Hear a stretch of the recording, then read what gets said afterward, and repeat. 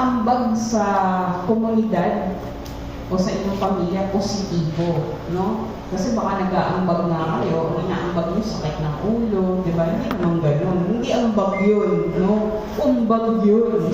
Joke lang. Ano ang kahalagahan ng pag-iisip natin na maalwan o maayos?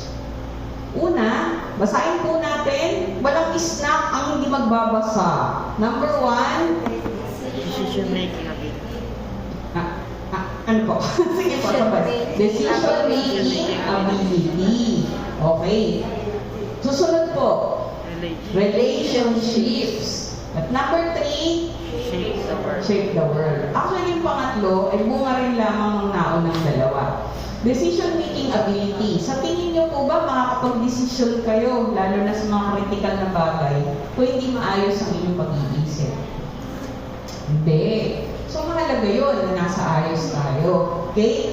Tandaan natin, ang isip ay bahagi ng buong katawan. Diba? Ano yung sabi sa Tagalog? Ang sakit ng kalingkingan ay ramdam ng buong katawan. Kaya kung meron hindi okay sa atin, gaya ng pag-iisip, it follows, no? Yung iba, ramdam din niya. Okay? Get ba natin? Mami, meron pa rin kukuha, no? Ayan. Welcome po sa mga bagong dating and salamat. Okay? Relationships. Okay, mahalaga to. Ang Pilipino kasi, mahalaga sa kanya ang relasyon. Okay? Sino rito hindi mahal ang pamilya? Taas ng kamay. Ayun, salamat naman. Sino rito ang mahal ang mga pamilya nila? Yung mga hindi nagtaas, ang plano nyo sa buhay ko? Ha? Yung plano sa buhay? Okay, so majority in the room, if not everyone, mahal ang mga miyembro ng pamilya. Tama po ba?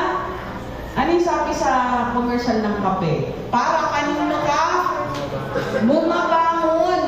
Diba? Okay.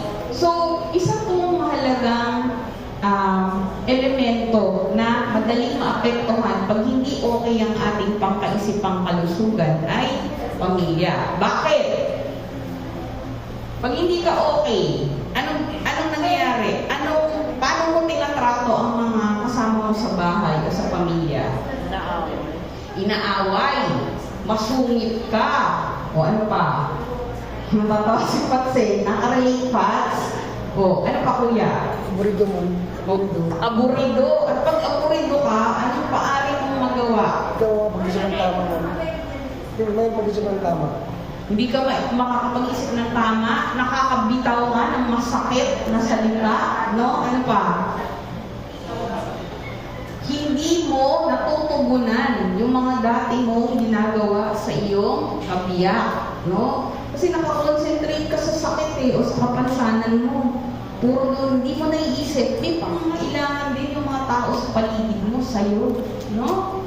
So, ganun po kung hindi tayo maayos o hindi tayo aware dun sa impact ng ating mental health. Okay po ba? Yan. At syempre, dahil ganito yung ating inuugali, inaasal, kinikilos, kayo ang mumulubog ng inyong lugar. O, halimbawa, sino rito mga Ilocano? Taas kamay. Anong kilala tayo, ma'am? Kuripot daw. O, di ba? Hindi naman. Ako din kaya daw papayag. Oo. Hindi lahat. Pero, yun kasi po, yung nakilala. Kumbaga. So, gusto nyo bang makilala na ang Quezon City ay isang lugar na maraming maangal, maraming problemado? Siyempre, hindi natin gusto yun, di ba? Kasi tanda ko, sabi ni Mayor Joy, dapat ang Quezon City inclusive, progressive. O, ibig sabihin kahit na anong antas sa buhay, ano man ang iyong gender, no? At kung ano man ang iyong kakayanan o abilidad, lahat kayo pasok dito sa lungsod na to. Okay? So, yung ating paghuhubog depende rin sa estado ng ating kalusugang pangkaisipan. Get po tayo? Okay. Next slide po. Opo na. Bakit din importante na may awareness o kamalayan tayo tungkol sa kalusugan ng pangkaisipan? Pang psychologist lang yan. Ayan, mga ganyan, mental health. Tungkol lang yan sa mga social worker. Kung alam ko dyan. Pang doktor lang yan. Ako yung abang pasyente lang. Tama ba yung attitude na yun? Okay, alam natin yung limitasyon. Ako lumang tao ako. Ang turo ng tatay ko lagi sa akin, anak, alam mo saan ilulugar yung sarili mo lagi, ha? Huwag pabibo. Hindi pa uso rin yung salitang Jollibee ka. No? Okay. So, dapat alam mo rin kung saan ka dapat. No? So, kahit na hindi ka doktor, kahit hindi ka nurse, social worker, psychologist, malaki ang bag mo pag may mga basic concepts ka about mental health. Bakit? Maaari kasing ikaw yung nakaka-apekto sa ibang tao o yung ibang tao nakaka-apekto sa'yo. Kaya, ano sabi ni Fatima kanina tsaka ni Ate Victoria, dapat alam natin kung tama pa tayo o mali. Okay? Na-imagine niyo ba kung lahat ng estudyante sa batasan, halimbawa, naglalaslas? Na-imagine niyo ba kung maging normal yun? Tingin niyo ba okay yun? Hindi. Okay.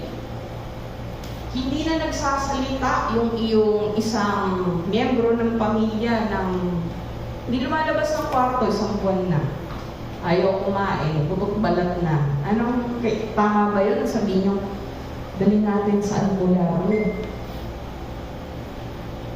Tama po ba yun? Hindi. Okay. Tandaan po natin, ang mental health mamaya, pag-uusapan natin, meron tayong mga biological basis. No? Ibig sabihin, merong mga ikikilos tayo at nagiging sakit dahil chemical ang dahilan.